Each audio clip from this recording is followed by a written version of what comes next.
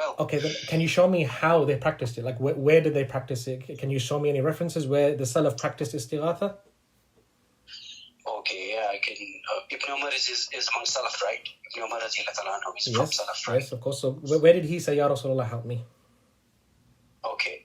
In Adab al-Mufrad, he says, Ya Muhammadah.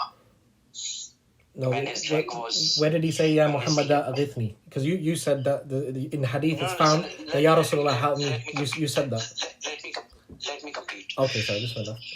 When his leg got numb, he was asked to remember the most beloved, and he said, Ya Muhammadah. Yep. Okay. If you know Arabic, you would know that the prefix at the end, Ya Muhammadah, refers to help. Ya oh Muhammad, help me. Okay, all right. Can I respond to that? Yeah. Okay. In regards to the leg of or the foot of Ibn Umar radiallahu anh going numb, and then he said, Ya Muhammadah. Okay. If you just as you quoted right now, the person said, remember the one who is most beloved to you. Correct? He said, Udhkur. Remember, right? Mm-hmm. Right. So I've mentioned that myself. I've mentioned. Okay, I did not start anything. No, that's fine. No, that's fine. The hadith you read correctly, alhamdulillah, but it's just the understanding where I differ with you. So the hadith says the person said to him, Udhkur, remember. Okay, if it was that as you claim that Ya Muhammad that means Istighatha, he would have said seek refuge in or seek help in the one you love, and so. But he never said that. He said Udhkur, remember. And why did he say that? As you mentioned, that if somebody who knows Arabic, then Ya Muhammadah is not Istighatha. Okay, I know that some people that like to quote, I believe it's Mullah Liqari, or if I'm not mistaken, but others, where they say that this is for Istighatha, but that is not true. If you look at the ash'ar of the Arabs, they would use this usloob for remembrance, istihdar fil qalb, for example. I mean, Ya Muhammadah is one example. Another example, for example, where they would say wa ra'sah in Bukhari, Aisha radiallahu anha, she would say wa ra'sah with the ha at the end. Now that doesn't mean that she's asking help from her head. She's complaining of a headache. This is known as al-waja'. So these are usloob that the Arabs use, not intending to seek help, but rather remembrance to, if you look at shi'r jahili, shi'r jahili, right? Like pre-Islamic poetry, they mention certain, the exact same wordings. And I mean, if you want to, I can go look for it. Inshallah, I can give you references where Arabs would use the exact same method in remembrance, not asking for help. Wa ummah, for example, wa ummah, that means oh my mother. Fatima radiallahu ta'ala anha wardaha, Sayyidah Fatima radiallahu anha.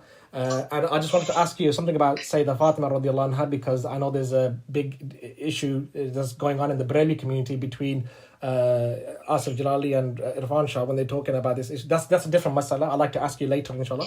But in Bukhari, when she was at the grave of the Prophet sallallahu alaihi wasallam, she said, Ya abata, oh my father. And of course this ha was there, but that doesn't mean she's seeking istighatha, because she said to Anas radiallahu an, do you feel happy that you're pouring soil over my father? Yani she's remembering the Prophet sallallahu alaihi wasallam. She's reminiscing about the past and so on and so forth. So this is an usloob, I would say, and we would argue, and we can prove this, that it's not istighatha, but rather remembrance. This is what we say. So Ibn Umar wasn't making istighatha, and plus istighatha, lughatan, like you said, is beseech help, to ask them to make dua to Allah. And Ibn Umar never asked the Prophet, he never said, Ya Muhammad, ask Allah to help me, or make my foot go better, or whatever. La. And plus, just one little point before I let you speak, inshallah. Istighatha only occurs, when we would argue, in times of shiddah and hardship.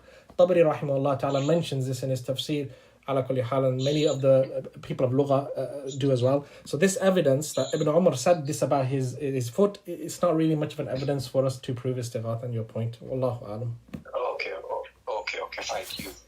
You've given a long speech. Okay, now let me answer that.